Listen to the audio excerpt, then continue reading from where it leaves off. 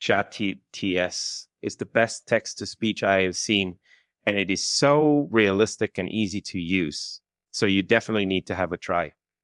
就是 combined with a little bit of 炫耀，就是说 Open terminal and install Python U with Homebrew. Verify the installation to ensure Python teats and pipe are installed correctly. Navigate to your project directory in terminal and create a virtual environment.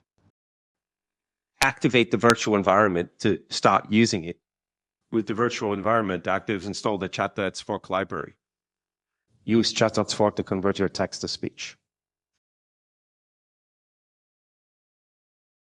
Generate a specific style using a seed for consistent voice output.